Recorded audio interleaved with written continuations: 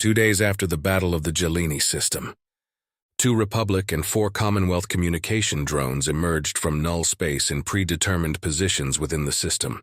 They immediately began broadcasting, accelerating to top speed along their assigned paths.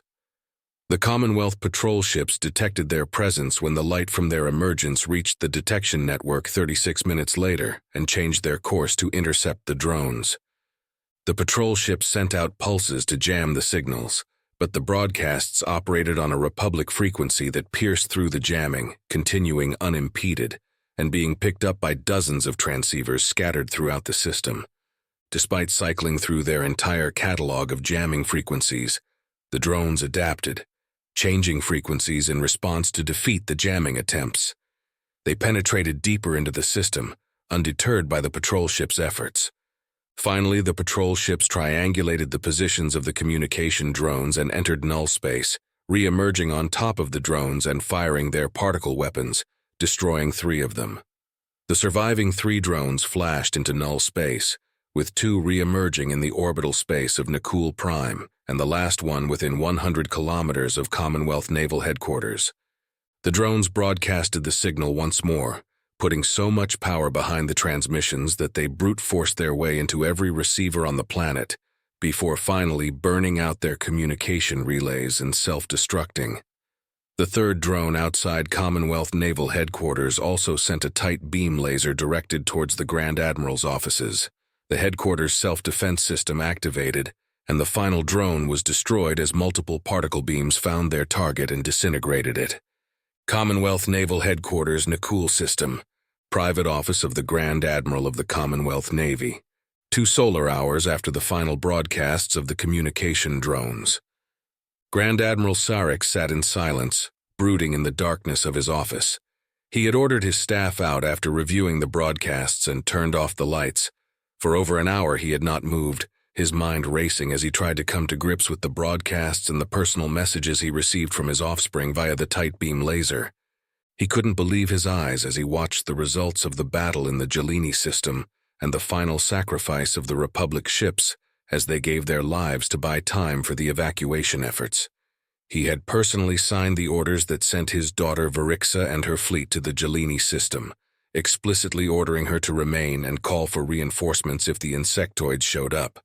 The revelation that his orders had been countermanded and that her distress call went unanswered filled him with a fury he had never felt before. I almost sent my own daughter to her death, and my son, who I thought was killed in battle by the Republic, is still alive and with his clutch sister.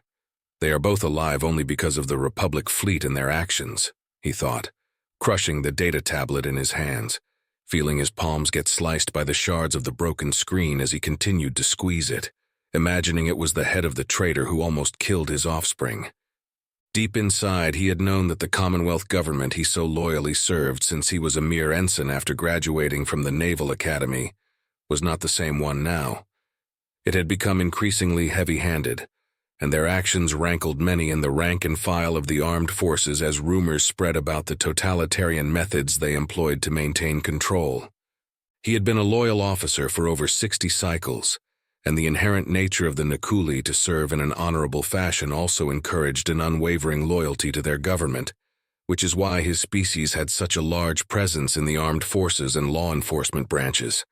He had heard the rumors and seen evidence of the change as even the armed forces, once an independent entity that answered directly to the government, found themselves under the scrutiny of the Security Bureau.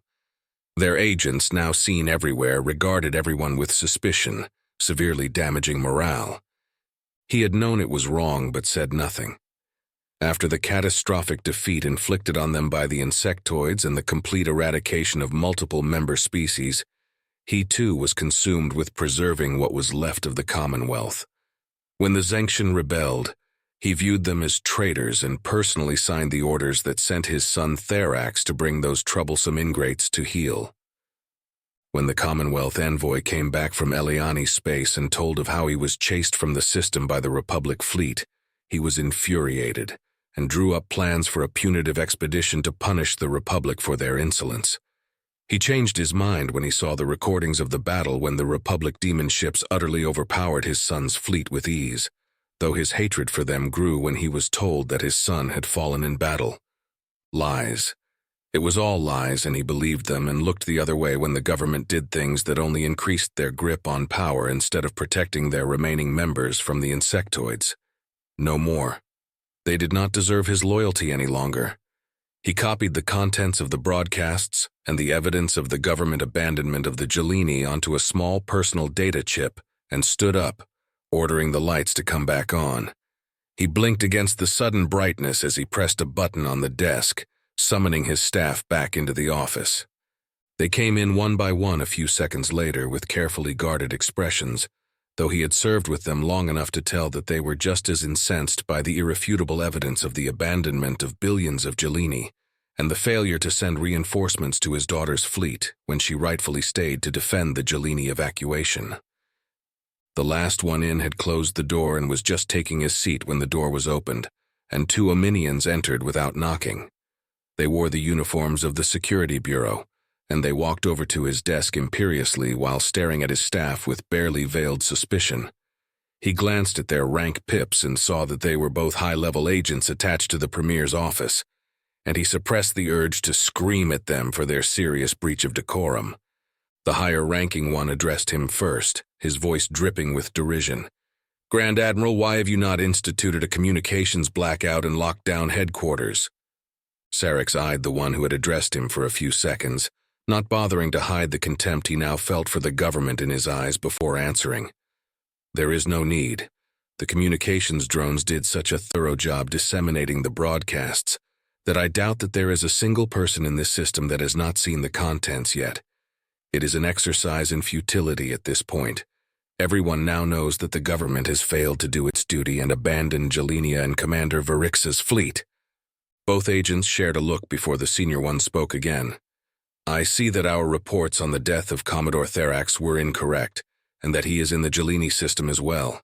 It appears being a traitor is a familial trait that runs strong in your bloodline, Grand Admiral."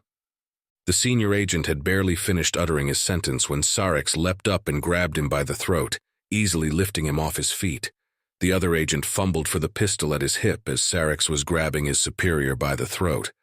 But he was unprepared for the sudden violence, and Omnians are not known for their physical abilities. He was too slow, and his neck was broken from behind by Sub-Commander Davix, his aide for almost 10 cycles. The Omnian dropped, his head limply hanging at an odd angle as he lay on the floor. The senior agent hanging by the throat in Sarex's right hand was kicking and struggling, trying to pry the hand that was slowly extinguishing the life from him as his violet skin turned a deep shade of blue-black and his eyes started bulging in their sockets. He was moving his mouth, but no words were coming out of it as his lungs had no air. Sarex stared into the agent's eyes, seeing his life force fade away as the agent stopped struggling and went limp. He squeezed a little harder, feeling the trachea crunching in his hand before he tossed the dead agent away effortlessly, the body slamming into the wall 4 feet away and crumpling onto the floor. Sarex looked at his staff, seeing in their eyes that they agreed with his actions. He was now on the cusp of a critical inflection point, and he needed to ensure that he made the right decision. He spoke to them slowly, enunciating his words so that they clearly understood what he was about to say. "I am going to issue orders for the seizure of every ship in this system, and the detention of every Commonwealth government and security official as well. I am openly rebelling against this government that is no longer worthy of my loyalty. Any of you who do not wish to be part of this may step outside and exit my offices. You will not be judged for doing so, and your honor will remain intact." None of his staff made a move to leave, and they all stood straight at attention and saluted him. He then proceeded to stand in front of each one, return their salutes, and ask the same question to each one. "Are you with me?" Each one replied yes, their voices filled with conviction and purpose for the first time in over a year since the mauling they received at the hands of the insectoids and the long, ignominious retreat of the fleet to the core worlds. They are warriors with a purpose again, he thought to himself as he saw their bearings change now that they were once again engaged in a just cause as they armed themselves from the weapons closet in the wall of his office. 2 of the staff members were already on their communications relays, talking to trusted Nakuli commanders and informing them of their actions. Sarix made calls of his own, and almost 30 minutes later, he had the support of over 20 of the highest-ranking naval and ground forces commanders in the Nakuli system. He then made a call to the Chancellor of Nakul Prime, the leader of his entire species. The Chancellor had seen the broadcast, and he was seething at the cowardly actions of the Commonwealth government and promised his full support for the rebellion. He ended the call and grabbed his pistol from the weapons closet, wrapping the harness around his waist as he stepped in front of a mirror and looked at himself. His face was different, and he realized that his eyes had fire in them once more. He bared his fangs in true happiness at himself before heading out of his offices and entering the main concourse of the Commonwealth Naval Headquarters station. There were already thousands of warriors there, assembled in neat formations and waiting for his orders, while in the distance, he could see manacled government officials and disarmed security bureau agents being led to the detention cells. He felt overwhelmed with emotions as he took in the scene and thought about the events to come. He thought of his son and daughter in the Jelini system, all alone with a half-destroyed fleet, bravely defending the innocent civilians that were evacuating the system. He thought of the courageous human warriors who gave their lives, defeating 2 fleets of insectoids intent on eradicating another species. These humans did not owe anything to the Jelini, but they still went and fought for them because it was the right thing to do. Hold on a little while longer, my children. You are no longer alone. Your father is coming to help you.